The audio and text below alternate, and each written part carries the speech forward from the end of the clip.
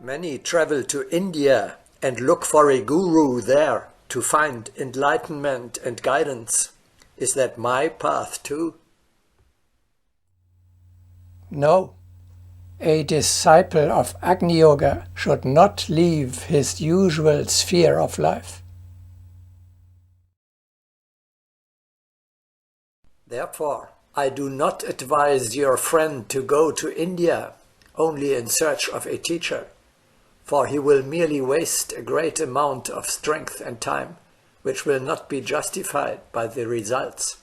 Knowledge can be acquired in any country, just as the teacher invariably appears when the disciple is ready. This law is immutable.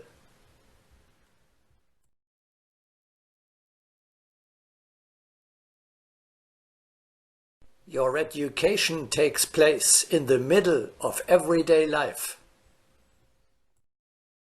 Trust in it.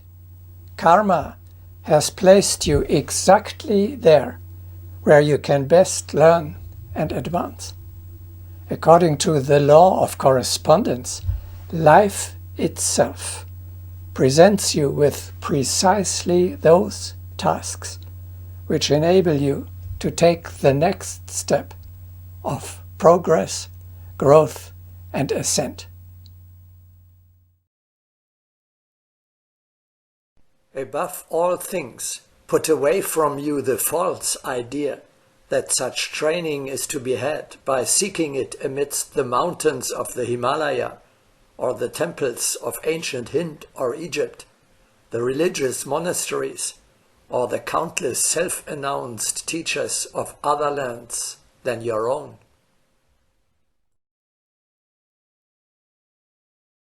If you believe in the laws of cause and effect, you should be able to see that you have been placed in your present environment to work out some much needed change in your own character and surroundings. When that change has been made, and it has become necessary for you to seek other racial opportunities, the law will place you there.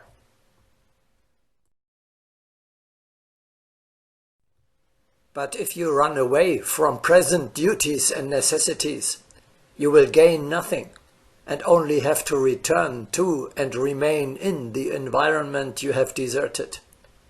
When you are ready for a change in the right direction, if your heart is fixed on necessary training for such a field as I have suggested, the way will open for it.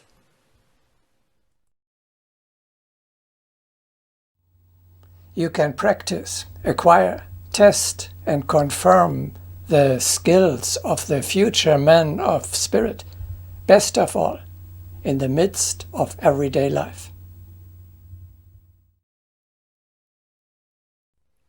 Do you wish to give proof of your best quality?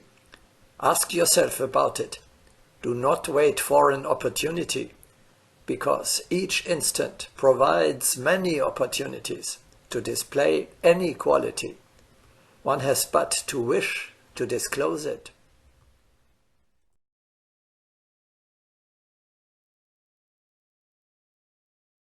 Life itself is the best school. The difficulties of everyday life are the best teachers.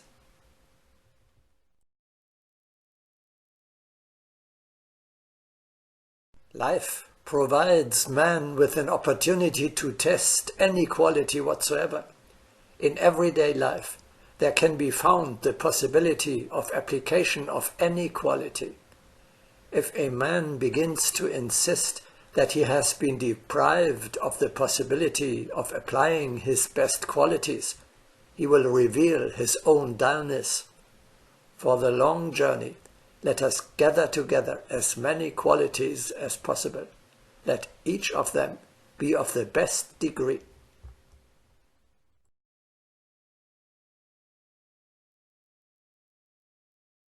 How then do I learn when I don't go to school at all? Let us take as an example the first fundamental quality of the new immortal man, inviolability. Every day you face a variety of challenges that offer you the opportunity to acquire this property through practice, to deepen it through perseverance, and to test it again and again. Every hour you are exposed to attacks. A small soul runs the risk of being injured. Every hour your eternal individuality must assert itself as a great inviolable soul.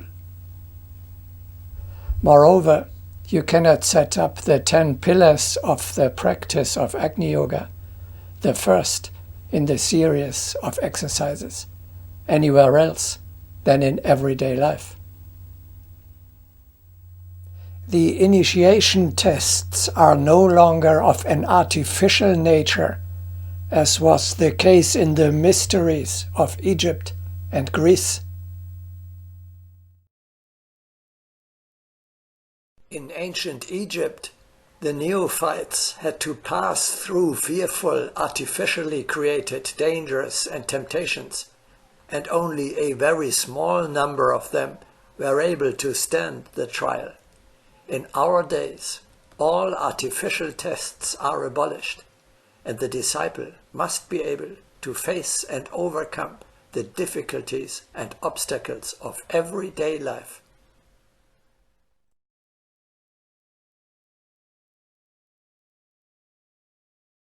Your progress will be tested by life itself. Only in everyday earthly life, in the midst of worldly difficulties and needs, can you prove that you have actually moved forward. We shall be ready to accept the fiery baptism in life.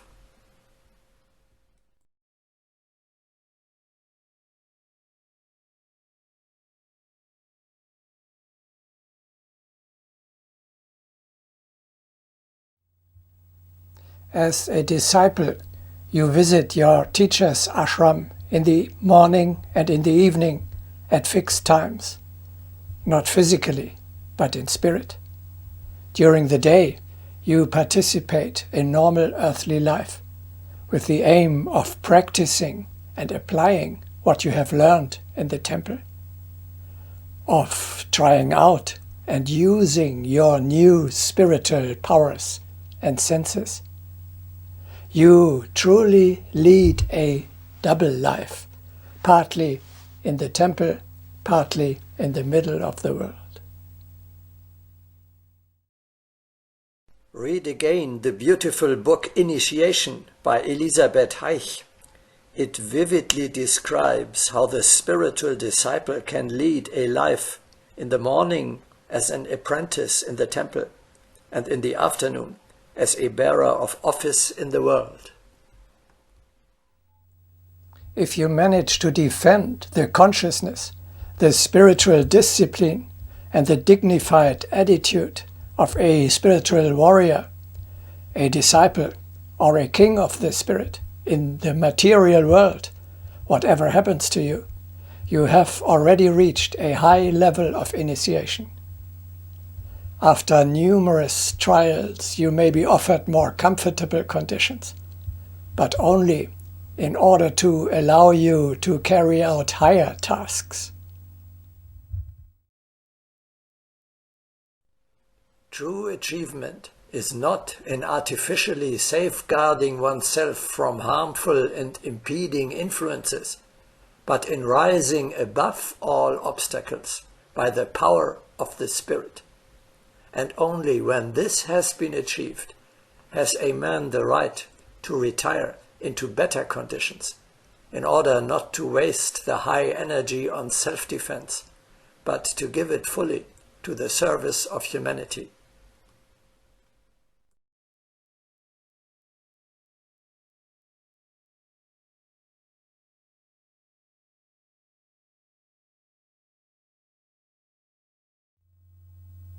We are now coming to a crucial point.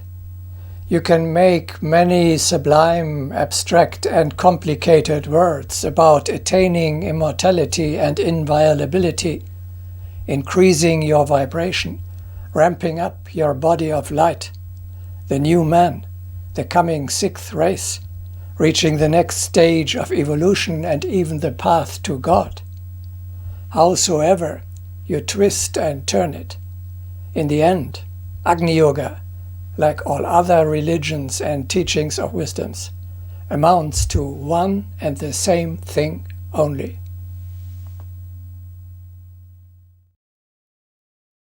You have got to become a better man.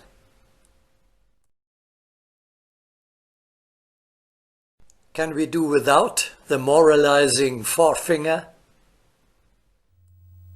If that is too sour for you, we can also put it scientifically. We want to reach a higher level of human development. We want to grow greater. We want to climb the next rung on the ladder of evolution. Fundamentally, this means nothing else than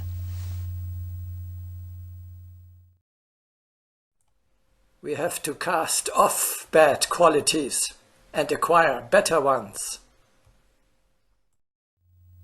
Or again, without morals, leave behind what belongs to the outdated animal stage. Acquire those new future-orientated skills that characterize a being of spirit of the next level. A higher being has higher abilities. It is as simple as that.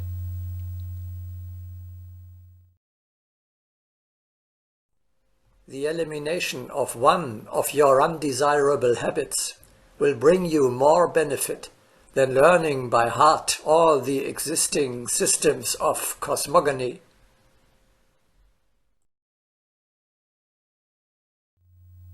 This is arduous work. Most shy away from it and prefer to remain non-committal and in the abstract. Thereby, however, they will not advance. Still others will speak of their love for the teaching, but will not renounce a single bad habit.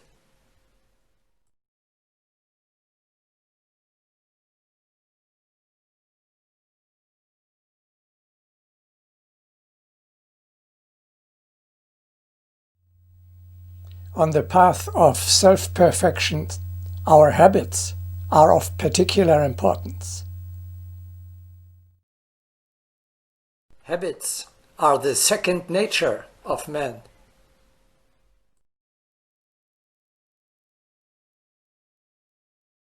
We are what we repeatedly do.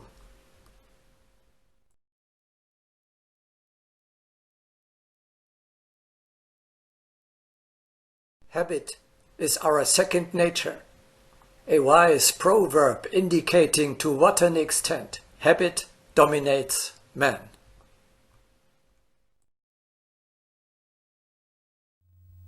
Observe your everyday life. Much of what you are doing happens automatically, almost against your will, at least against your better insight, only through the power of habit. What do you mean, for example? Well, what and how much you eat, for example, is almost entirely based on habit. You eat even though you are not really hungry at all, just because it is time to eat. And too much or too heavy, because it is such served to you. Even if you have already overcome the craving for meat, alcohol, sweets or tobacco, it is always the old patterns that make you relapse. There is a biscuit on the table, or you are offered a glass of wine, and you grab it without thinking. However, we can also make use of this apparent disadvantage. We change our habits and thus our nature.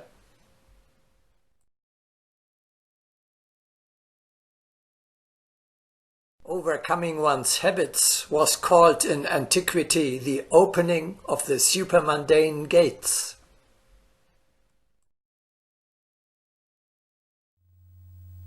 As we can get used to form a habit, so we can also get used to give it up again. Education, self-perfection, therefore means, above all,